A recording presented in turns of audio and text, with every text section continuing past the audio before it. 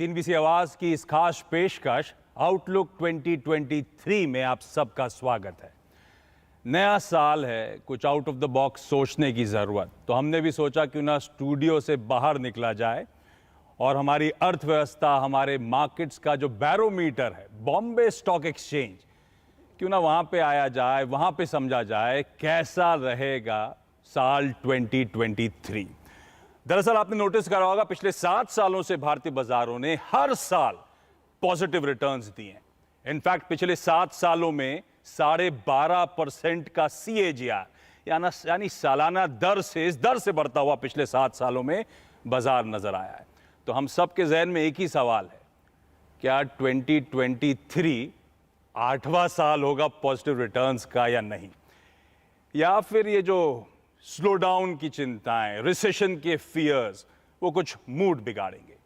इसी पे बातचीत करेंगे और इस बातचीत में हमारे साथ आज एलिक्सर इक्विटीज के दीपन मेहता सर, प्रकाश दीवान.in के प्रकाश दीवान और कंप्लीट सर्कल के गुरमीत आपको आपकी स्क्रीन पे नजर आएंगे। आप तीनों का स्वागत है। थैंक यू सो मच साथ इस बढ़िया से प्लेटफॉर्म पे हमारे साथ जुड़ने के लिए।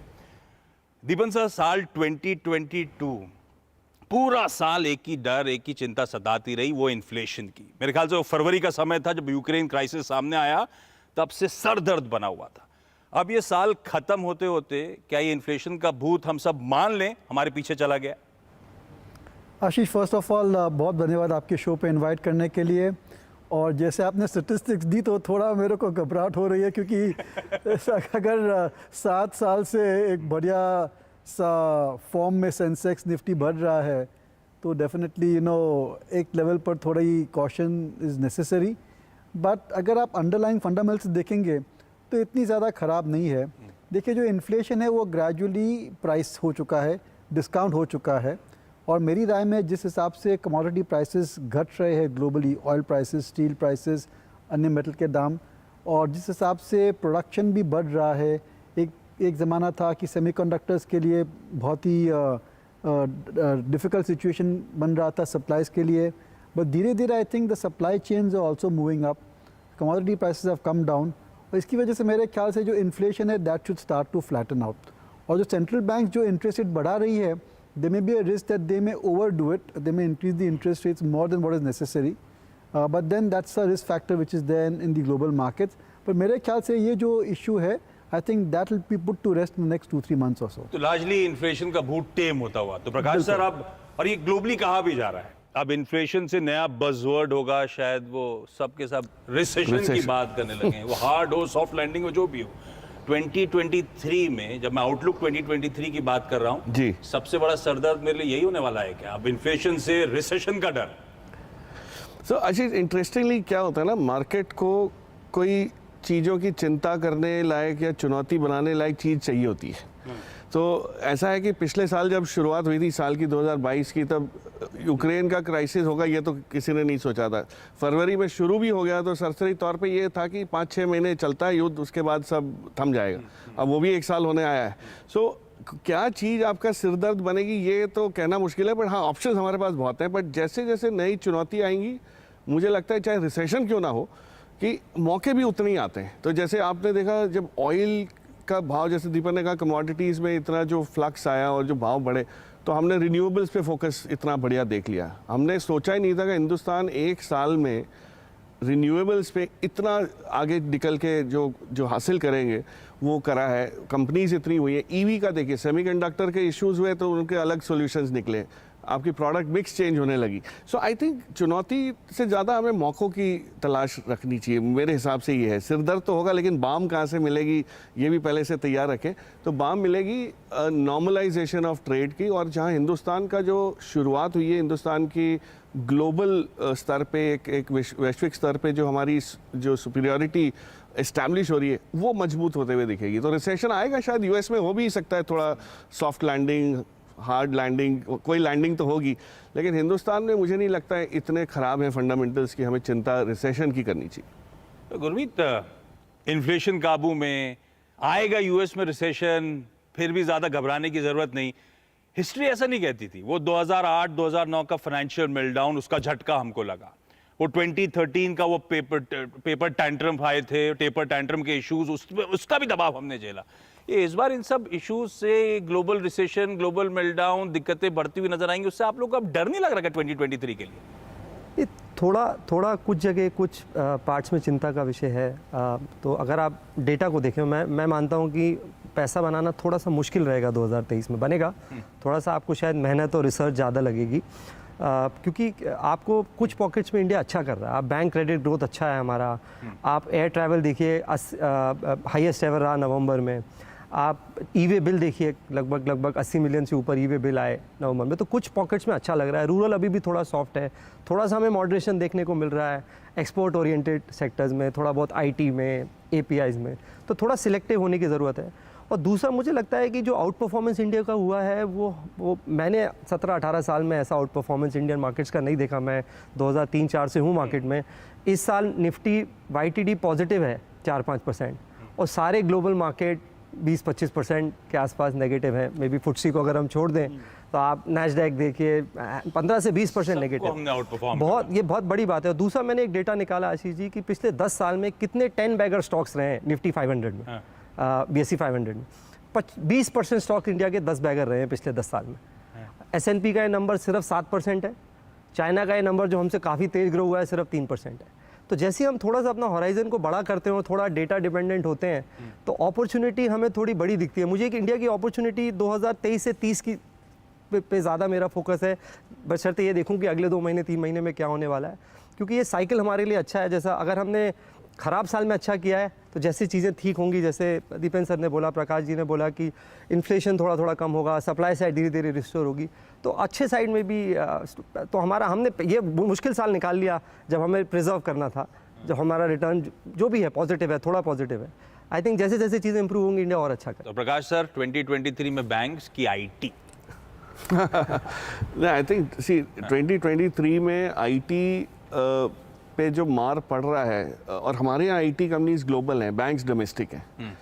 कोई भी बैंक हमारी ऐसी नहीं है जो ग्लोबल बिजनेस पे डिपेंडेंट है। वो तो सारी घरेलू बाज़ारों में ही काम कर रही हैं, और वो बहुत सही ग्रोथ फेज में आए। जैसे दीपक ने कहा, बैंक्स में जो फेज़ होते हैं, जो साइकिल होता है, वो एक होता है क्लीन अप होता है, फिर आप ग्रोथ करते हैं, फिर हाइपर ग्रोथ करते हैं, फिर नए NPS भी करते हैं, और फिर वो शुरुआत उसकी नए तौर से होती है। हम जिस स्टेज पे हैं वो ग्रोथ स्टेज पे हैं। आप सबकी एक दो पैरामीटर्स देखिए बैंक्स की, और खासकर PSU बैंक्स में भी, तो ROA जो बढ़ रहा है, जो क्रेडिट ग्रोथ आ रही है 15-16% क्रेडिट ग्रोथ मैंने तो 4 साल में नहीं देखी पिछले। और एक आध कोई प्राइवेट सेक्टर बैंक ने क्लॉक कर दिया तो ठीक है। जो तेजी आ चुकी है 2023 में, और अपटिक्स अप और अप मूव्स ज्यादा स्वीट स्पॉट में अभी भी बैंक्स नजर एब्सोल्युटली बैंक्स के परफॉर्मेंस में तो ऐसा है नहीं कि दिसंबर के बाद कोई हुलिया बदलना है। परफॉर्मेंस तो जारी रहेगी। जो प्रोविजनिंग की हुई है वो राइट बैक हो रहे हैं, रिकवरीज हो रही है। यहाँ तक कि एकदम मरे हुए बैंक्स जो थे, जिनकी बैलेंस शीट फ्रैक्चर्ड थी, उसमें भी तेजी आनी शुरू हो गई या रंगत आनी शुरू हो गई। IT का जो आपका सवाल है वो बहुत इंपॉर्टेंट है, क्योंकि लोग थोड़े से वो वैल्यू ट्रैप में फंस जाते हैं कि अरे इन्फोसिस और TCS इतने सस्ते मिल रहे हैं। अब उनको थोड़ा मार पड़ रहा है। अच्छी कंपनीज हैं नो डाउट, बट जो साइकिल उनका जो चल रहा है उसमें अपसाइड काफ़ी हद तक प्राइस इन हो चुकी है। अगर कॉन्ट्रैक्ट्स जनवरी में नए नहीं मिलते हैं तो फिर आपका साल जो है वो नरम जाने की पूरी गुंजाइश रहेगी। हाँ, ये ध्यान रखिए, IT ऊपर से करेक्ट बहुत हो गए हैं, लेकिन प्री कोविड से अभी भी 35-40% ज़्यादातर स्टॉक्स ऊपर ही नजर आएंगे। तो ये करेक्शन के बावजूद जो कोविड के बाद की रैली थी वो अभी भी पूरी तरह से खत्म नहीं हुई, अभी भी अपटिक्स उस लेवल से नजर आएंगे। दीपन सर, बैंक्स और IT एक की डिबेट का पॉइंट था 2023 में कहां तवज्जो दिया जाए। ऐसे ही 2022 में लाइमलाइट हॉक करी थी वो अर्बन साइड कंजम्पशन, के शेप्ड रिकवरी की बात, और वो तूल पकड़ी थी। अब जब इन्फ्लेशन अगर टेम हो रहा है, अगले 2-3 महीने में काबू में आ जाएगा, तो 2023 का रूरल थीम अब फोकस बनेगी क्या? नहीं, बन सकती है आशीष, नो डाउट अबाउट इट। पर जो पूरा कंजम्पशन पैटर्न है वो भी चेंज हो रहा है, रूरल में और अर्बन में भी। और अगर आप देखेंगे कि आज की जो कंज्यूमर ओरिएंटेड कंपनीज है, they are going deeper and deeper into Tier 2, Tier 3, और ज़्यादातर फोकस वहाँ पर रूरल में भी आ रही है। तो I would say that consumption is India में मल्टी ईयर इन्वेस्टमेंट थीम है। पर जो कंजम्पशन पैटर्न्स है, जो कंजम्पशन प्रोडक्ट्स है, those keep on changing as we go along. 5-10 years ago it was soaps, detergents, shampoo, oil.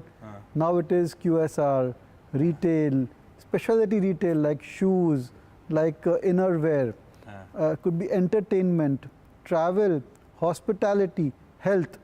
तो ये जो है, these are the new consumption engines, and that is where investors and should focus on, because those are the companies जहाँ पर you can expect double-digit volume growth rate. They are expensive, no doubt, but that's where the growth is coming through. So whether it is rural or urban, you are better off trying to be in the new generation consumption-oriented businesses.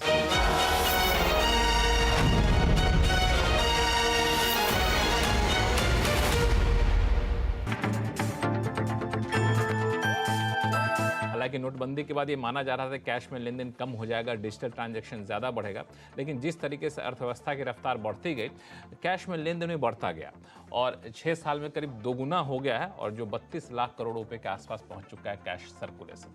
तो cash circulation जब बढ़ रहा है तो ये जानना बेहद ज़रूरी है किन किन हालात में आप कैश में लेन देन कर सकते हैं। कोहली साहब, किन किन हालात में हम लेन देन कर सकते हैं और किन किन हालात में पाबंदी है? बिल्कुल, देखिए यूँ तो 32 लाख करोड़ का कैश इन सर्कुलेशन इस समय अर्थव्यवस्था में है और बहुत नामों से वो एक हाथ से दूसरे हाथ में जाता है। और हम जिन 2 सेक्शंस पे आज ध्यान देना चाह रहे थे, उसका नाम है सेक्शन 269SS और 269T।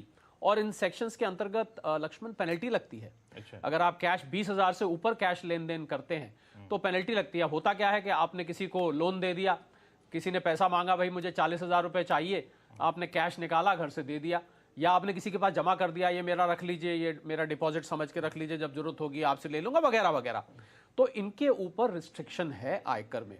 अब हम कुछ ऐसे हालात बताते हैं जहां पर ये रिस्ट्रिक्शन लागू नहीं होती, क्योंकि जिन लोगों को ये पता है वो इसको सारे ट्रांजैक्शंस के लिए समझ लेते हैं। ऐसा नहीं है, ऐसा नहीं है, सबके लिए नहीं है। कुछ में छूट है। और कुछ लोग जो नहीं जानते हैं वो कुछ ऐसी जगह कर देते हैं जो नहीं करना चाहिए। तो इसलिए हम वो बता देते हैं जहां पर आप कर सकते हैं, तो इसके अलावा बाकी आप नहीं कर सकते। तो सबसे पहले एक पार्टनरशिप फर्म होती है जिसमें अक्सर देखा जाता है 2 या 3 या 4 पार्टनर हैं। तो अगर कोई पार्टनर पार्टनरशिप फर्म से 20,000 रुपए से ऊपर कैश लेता है किसी भी काम के लिए, मान लीजिए खर्च के लिए या विड्रॉ कर रहा है, तो वो इस एक्सेप्शन में गिना जाएगा, यानी कि उसके ऊपर पेनल्टी नहीं लगेगी। और एक बहुत ज़रूरी बात लक्ष्मण, जो कि अक्सर देखा जाता है, मैंने देखा कुछ लोग फैमिली के बाहर जा रहे थे, घर में कुछ कैश रखा होता है सभी की ज़रूरत के लिए, वो उठा के अपने पड़ोस में कोई रिश्तेदार रहते थे उनके यहाँ रख के चले गए, भैया रख लो, घर में सेफ नहीं है, आपके यहाँ रख के जा रहे हैं, तो कैश रख के चले गए। अब इसको बोलते हैं कस्टडी।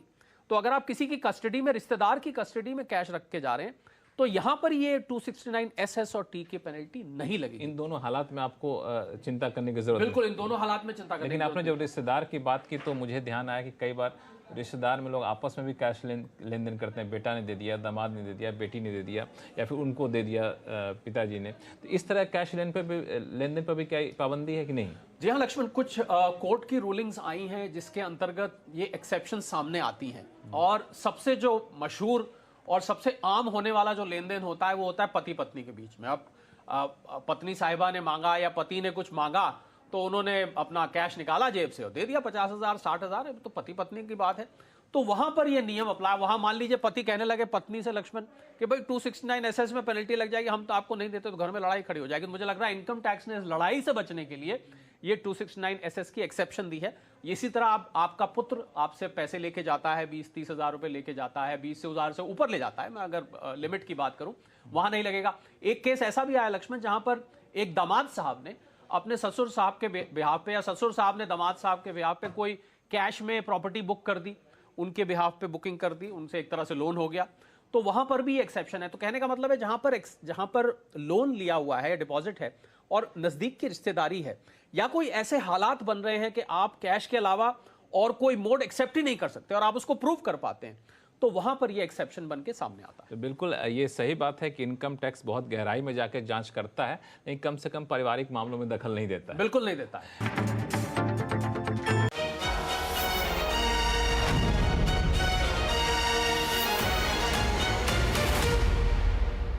आप लोग आए, वैसे तो बात करने मार्केट में चलते चले जाएं, लेकिन आप लोग आए और लोग बोलेंगे आपने 1-2 स्टॉक बताए ही नहीं 2023 के लिए। प्रकाश सर, आप शुरू करो। नया पैसा जो आ रहा है या क्लाइंट्स के पैसे को कहाँ चैनल, 2 सबसे प्रेफर्ड पिक्स 2023 के लिए आपकी तरफ से? जैसे आप गुरमीत दोनों ने के पास कहा- भी आऊंगा प्लीज। हाँ, हाँ बिल्कुल, मैं वही कह रहा था सर, पूरा रखिए, सारा प्रकाश बजट first। नहीं, बट जैसे गुरमीत ने कहा कि 2020 में पैसा बनेगा, बट थोड़ी ज़्यादा रिसर्च लगेगी, ज़्यादा मेहनत लगेगी। उसके लिए आप लोग हो ना हमारी तो मदद। वो हाँ, तो वो जस्टिफाई करना जरूरी हो जाता है। सो मैं इस एक कंपनी मेरे जहन में जो आ रही है, जो काफ़ी अननोन सी है, और इसलिए मैं ये बोल रहा हूँ कि अब मौका और समय इस चीज़ों का आ गया है कि जो मोमेंटम वाली चीज़ें वो नहीं चलेंगी, क्योंकि मोमेंटम में रुकावट आ सकती है तो आप मार खा सकते हैं। आपके पोर्टफोलियो में ये देखना है कि कोई यूनिक बिजनेस मॉडल्स हैं कि नहीं, और उस लिहाज से एक कंपनी है जिसका नाम है PDS लिमिटेड। ये चर्चा तो होती नहीं है इस कंपनी की ज़्यादा, और जब मैंने भी इस कंपनी को समझने की शुरुआत की 1 साल पहले, तो मुझे भी बड़ा अजीब सा लगा कि करती क्या है कंपनी, जो यूनिक क्या है इसमें। अब ये कंपनी शुरुआत इसकी हुई थी 15 साल पहले गारमेंट्स मैन्युफैक्चर करके बड़े बड़े फैशन हाउसेस को ग्लोबली सप्लाई करने को, जो इंटरनेशनल मार्केट्स में, खास करके यूरोप में। तो ये जब आपने सुना होगा बांग्लादेश, श्रीलंका, इंडिया से जब वियतनाम से कपड़े बनने शुरू हुए और एक्सपोर्ट हो रहे थे, प्राइमार्क, मार्क्स एंड स्पेंसर, इस टाइप के जो ब्रांड्स को जाते हैं, शुरुआत इन्होंने ही की। लेकिन उसमें इनको इतनी समझ जब आई कि कमाई करना मुश्किल है और स्केल करना बहुत बहुत मुश्किल हो जाता है, इन्होंने छोटे छोटे दूसरे इनके जैसे जो मैन्युफैक्चरर्स थे उनको साथ रख के एक प्लेटफॉर्म बना दिया है। अब यही करते क्या है कि बड़े ब्रांड्स के पास जाके ये बोलते हैं कि आप बताइए, आपको ये हमारे पास डिज़ाइंस हैं, इनके डिज़ाइनर्स की एक बहुत बड़ी टीम है, 150 डिज़ाइनर्स इन्होंने रखे, टोटल 500 एम्प्लॉयज़ हैं, करीब 8-9 ऑफिसेज हैं ग्लोबली, मिलान, पेरिस, न्यूयॉर्क, लंदन, सब जगह। अब ये जाते हैं बड़े फैशन हाउसेज में, अपनी डिज़ाइंस अप्रूव करवाते हैं, और वो चीज़ फिर कहीं से भी मोस्ट कॉस्ट इफेक्टिव वे में, डिपेंडेबल वे में कहाँ से बना सकते हैं। तो इन्होंने एक नेटवर्क बनाया जिसको प्लेटफॉर्म जैसा बिजनेस हो गया है, और उसमें ये अपना मार्जिन कमा लेते हैं। वेंडर बना के देता है, ब्रांड अपना माल लेके बेचती है। ये सिर्फ फैसिलिटेट करते हैं, सोर्सिंग करते हैं बेसिकली, है ना, ट्रेडिंग नहीं करते, सोर्सिंग करते हैं, और उसमें करीब 3.5-4% मुनाफा कमा लेते हैं।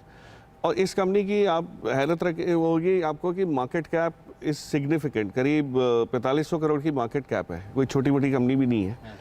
और अभी पहले 6 महीने में इस साल के इन्होंने करीब 5100 करोड़ का रेवेन्यू भी क्लॉक कर लिया है। और इस कंपनी के खुद की जो टारगेट्स हैं उसमें इन्होंने 2 साल पहले ये किया था कि हम लोग $2.5 बिलियन की रेवेन्यू कर लेंगे 2-3-4 साल में आगे, विच ट्रांसलेट्स टू व्हाट, करीब 20,000 करोड़। 20,000 करोड़ का रेवेन्यू करने की क्षमता ये लोग बिल्ड कर रहे हैं, और दिख रहा है कि जो काम कर रहे हैं उससे होगा। ग्लोबल कंपनी है, मल्टीनेशनल कंपनी है, और वहाँ पे जो चेंजेस आ सकते हैं, अगर 20,000 करोड़ इन्होंने हासिल कर लिया मान लीजिए 2024-25 में 3.5% के मार्जिन से, तो भी मोटा मोटी 700 करोड़ का प्रॉफिट बना सकते हैं। और 700 करोड़ पे आप इनको जो भी मल्टीपल देना चाहें, 20 का दें, 15 का दें, 16, उसके हिसाब से करेंगे। आज तो ये सिर्फ 4500 करोड़ पे मिल रही है, होनी चाहिए कई ज़्यादा। सो ये ग्लोबल कंपनी है। और इनसे मेरी जब लास्ट बातचीत कॉन कॉल पे हुई थी कि भाई ग्लोबली यूरोप में इतनी तकलीफ़ें हो रही हैं, तो आपको स्लो डाउन का तो इम्पैक्ट पड़ रहा होगा। तो उल्टा ये हो रहा है कि इस टाइप की कंपनीज़ को लोग ढूंढ रहे हैं कि भाई हम एफिशिएंटली काम कर पाएँ बिना ट्रैवल किए। और जब पैंडेमिक हुआ तो आप ये सोचिए, यकीन मानिए कि यूरोप से, जर्मनी से, या कोई भी फैशन हाउस का बंदा बांग्लादेश आके ऑर्डर देने आने की हिम्मत नहीं करता। वो तो भैया फ़ोन पे हो गया काम, वीडियो कॉल पे हो गया, और आपने पहुंचा दिया, उसका काम हो गया। So it's becoming more convenient and more efficient. तो उस लिहाज से मुझे लगता है ये कंपनी थोड़ी सी अंडर वैल्यूड है, अंडर डिस्कवर्ड भी है। हाँ, ट्रू। तो गुरमीत के शब्दों के हिसाब से मेहनत जो कर रहे हैं उसमें ये रिसर्च में मेहनत करिए आप खुद। और एक आइडिया मिली गुरमीत, ये तो अपन जाके स्टडी करने वाले हैं, PDS लिमिटेड। आप कंप्लीट सर्कल में कौन सा स्टॉक पे दाव लगा दो?